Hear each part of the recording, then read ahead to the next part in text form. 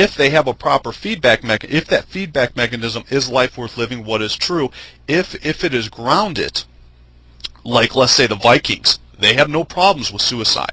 None at all. The Vikings committed suicide daily and no fear of death at all. By the way, I'll go into some of the Druids. The Druids had such a fearlessness into death, they were not only ordered to die under the right circumstances, but to seek death. And they loaned money to each other, payable in otherworld or payable in the afterlife. That's the type of faith most of us can't comprehend. It's the type of faith that even your hardcore modern Christians can't comprehend, loaning money payable into another world. On the other hand, what we see around us every day is we see the negative feedback mechanism. Wordism. Yes, wordism causes a negative kink in this feedback mechanism. And they're also still prone to suicide, though. Yeah, racial suicide. Every single one of you have seen these young Europeans, indigenous white rabbits of Europe. They don't want to be white rabbits anymore, and we have that choice. They commit suicide, but down a different pathway, racial suicide, because they don't have a positive feedback in motion. And what is true? This two-part question: is life worth living? What is true? And it's always going on in the back of your head for some reason. And I'm going to go into that some reason. You know, that comes back to the green goddess and what we are. We only know the direction it goes, or I could only point you in a direction. But this is very, very unique. Let me give you a great example that you can look up. Kennewick Man. Kennewick Man was this 10,000-year-old skeleton found somewhere in North America, I want to say somewhere out west. And the Indian tribes claimed it. Because it was found on their land, they figured it was one of their ancestors. Well, they couldn't understand why some white rabbit scientists had such a fascination with finding out the truth of it. They wanted to find out the genetic truth, and the Indians wouldn't even believe the genetic testing.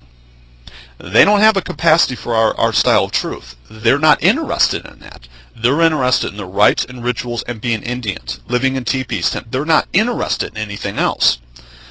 And we could not, those scientists could not understand why those Indians would not let them find out the truth through genetic testing, through actual science on what is genotype, what's his genome. In other words, was he an indigenous white rabbit of Europe coming here 10,000 years ago? Many of you have seen these genetic testing, and these genetic testing say that, you know, so many Europeans in America are part Indian, and, you know, the white rabbits in America, a lot of them are part indigenous red rabbit of North America, you know, that type of thing. In reality, the genetic testing is kind of flawed, because what they're finding out is certain strains of the North American Indian are in fact have an ancient Indo-European ancestor, and so that makes Kennewick Man kind of interesting. But they wouldn't let them find out the truth. The ruling went for the Indians. The Indians reburied it. They had no interest in our objective truth. We do. We ask that question. It's a unique question. All of our science is geared from this feedback mechanism. All of our strengths and weaknesses are geared from this feedback mechanism. Wordism, and the fourth position developed wordism. The fifth position is what I call the rejection of wordism. It helps to get the feedback mechanism back to the basics. And wordism draws a kink in this. Let me give you an example of what's in front of your face, something that happened during your lifetime. The environmental struggle started during your lifetime. It really ramped up. They redid the textbooks, didn't they? So that's the first clue. You got to redo those textbooks. You got to have those young'uns under those textbooks for 15 years. And the environmental struggle, they're asking some good questions. Really good questions, aren't they? I don't have a problem with it. But you see, eventually those environmental scientists, certain groups broke off. They stopped asking what is true here, and they started becoming environmentalism. They started becoming wordism. Then they formed an institution. Institutions are more interested in their own survival than an original function. A scientific institution should be interested in what is true. Many of these I've even seen environmentalists fight with other environmentalists saying, look, you're not looking at objective truth.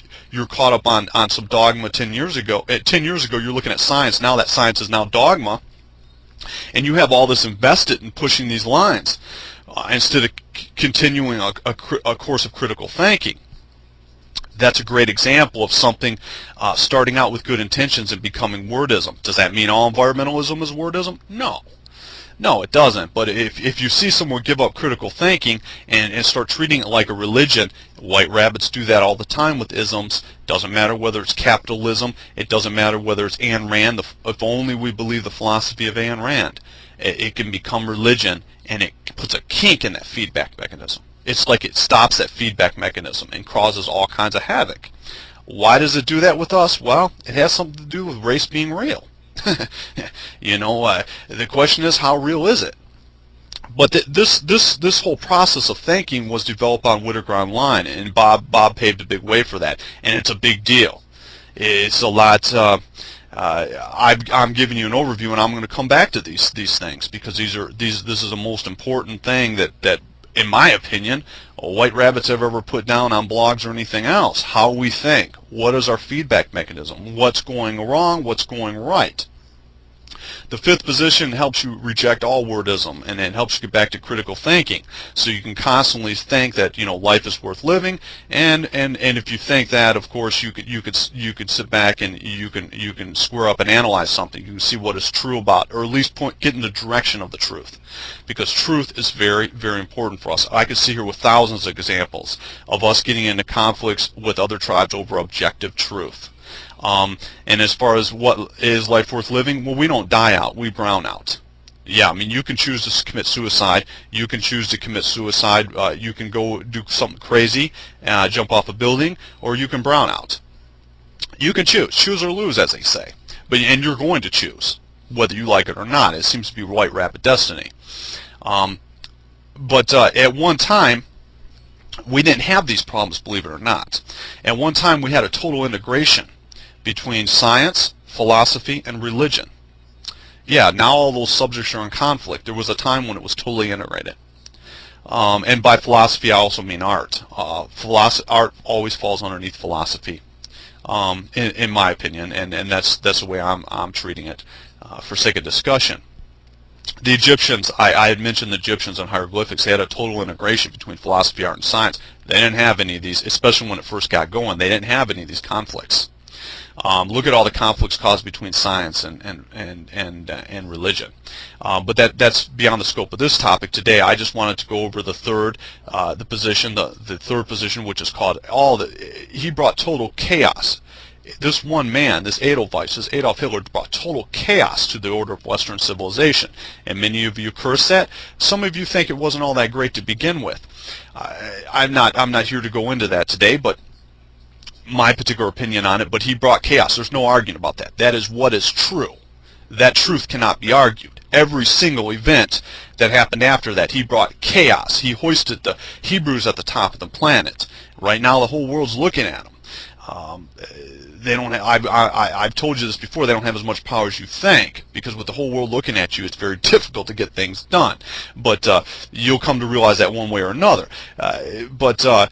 Everything from that point on, he has controlled the energy from either a negative aspect or just dominated the environmental movement. The Green Party doesn't want to admit that they were invented by National Socialists, but they were. Hugo Chavez calls himself a communist, but he's not an international socialist. He's simply a tribalist who used a communist-style mentality to take over everything, who gets called a Nazi immediately for a reason, and there's a reason why they're constantly trying to point him as an anti-Semite, so on and so forth. That's one of the games in ethnic conflict, because if they can label you and stigmatize you, it becomes a powerful weapon, or at least it has in the past. There may be a time when if you're not called an anti-Semite, no one takes you seriously. That they can work that way. But this is the type of thinking that Whittaker Online or Bugs was critical in developing, and I'm going to go into this. This fifth one's going to lay a groundwork for us to go in a different area, or for me to cross between practical politics into white rabbit style thinking, because they are both connected on some level. I pay attention to anything anywhere in the world having to do with white rabbits I believe to. That's simply my job right now, and so I look at a lot of obscure things. When I mentioned Joseph P. Farrell, he's very controversial. He's very controversial because he is an Oxford academic. He has a PhD from Oxford. He's also an alternative historian. I don't agree. I'm not endorsing his books necessarily because I haven't read